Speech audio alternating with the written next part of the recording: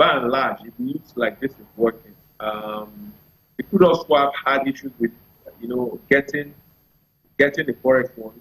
More importantly, also getting the companies to bring back the right amount of petroleum products, which they're trying to avoid. So in a way, you bring the product, give it the commensurate food, and you go from there.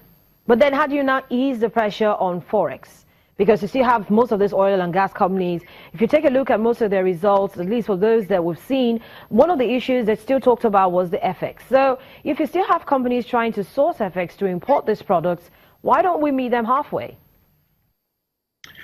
Well, I guess I get what you're saying. That's why one of the criteria really for looking at the companies to select here is ability to access FX, and it's usually better if you're a company that has a parent company, or if you've been linked to an IOC like they tried to do in last year. They linked some of the companies to IOCs that will provide them with FX so that they can actually then import the products and get the payment in full, which they can then sell. But it's not such an easy process. I agree with you to some extent that maybe you could do half and half. You could in some cases do a pure swap, and in some cases do this other reverse pattern of a swap, ideally. But really what the company is after is, look, get us the products, get us supply in a sustainable way that we can pay for.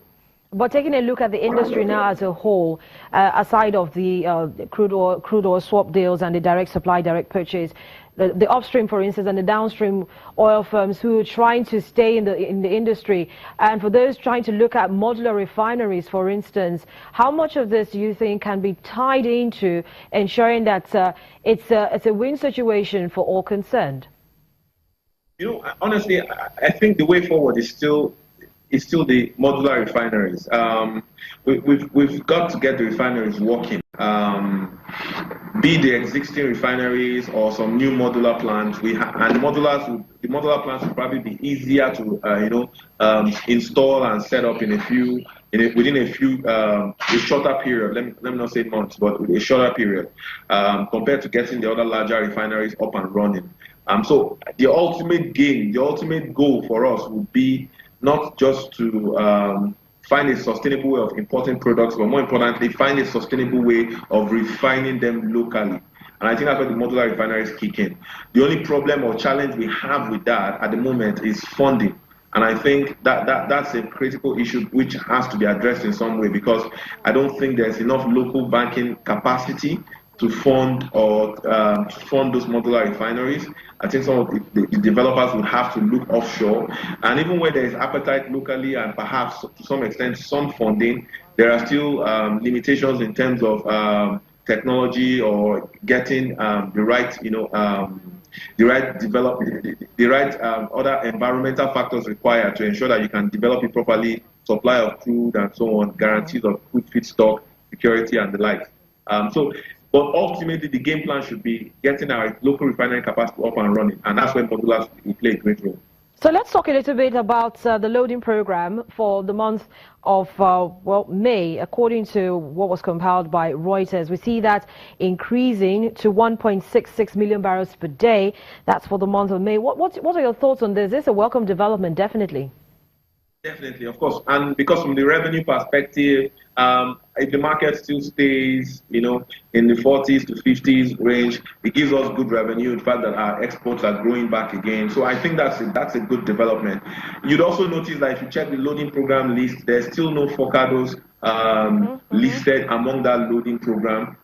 It's not up to full capacity yet. Perhaps we may see some more information in April about the Focados pipeline. But at the moment, from what we're seeing, a lot of the fuels that went into maintenance are coming out of maintenance. So cargoes are going to be loaded in May. And I think that's a good development for us. And like Shell is coming out as well. Shell has confirmed that its 225,000 barrels per day Bonga Deepwater will resume operations in April. So that ties in very nicely. So we've got a very nice package, about 54 cargoes waiting to be shipped out for April. If you look at the market, really, part of what's also helping us is the fact that it's not such a good news, but ideally it helps us because Libya is partly off the market. It's coming into the market. Our Bonga is coming to the market just at the same time as Libya is losing close to another 250,000 barrels per day because of some issues in one of their loading or export ports. So consequently, we're going to be filling the market with that supply. And I think it ensures that our cargoes will move well. And then oil prices also looking pretty good this morning, even though still hovering around 50, 51, 52. Yeah, the dollar sort of weakened a bit over the last week. And I mean, there are a lot of issues politically, economically in the US to blame for that. But more importantly, it's a bit of a trend that we need to watch closely. The dollar is just the oil price is just hovering between 50 and 51, with a lot of risk of a potential downside below 50. So it's something to watch. And of course, expectations for the rest of the week, apart from the fact that we're looking at these other countries, and of course, OPEC is still keeping its eye very closely on the market. What's your outlook for the rest of the week?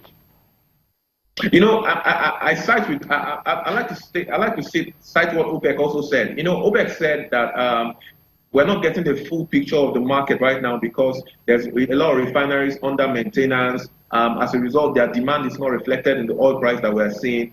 And the so-called decline that we have seen in oil prices since January from 58 down to 51 right now is not largely reflective of a drop in demand, but most likely also reflective of a drop in refinery demand because of maintenance and all that. So they are waiting to see what happens in April when those refineries come out of maintenance, when some of the fuels that are also pumping out go into maintenance. If they see a full picture and they see that, there's reason for another cut, they could extend their cut by another 6 months. So that's something that the market is watching closely, because to most people's mind, shale has actually risen quite strongly and is showing signs of growing even faster. So clearly, there's a serious downside pressure that needs to be hedged against, or that needs to be watched closely. So that's something that most analysts are looking at in the market currently. Dolapo Oni, Head of Energy Research at EcoBank, many thanks for joining us on the program and sharing your perspectives with us. Our Business Morning continues after now. Stay with us.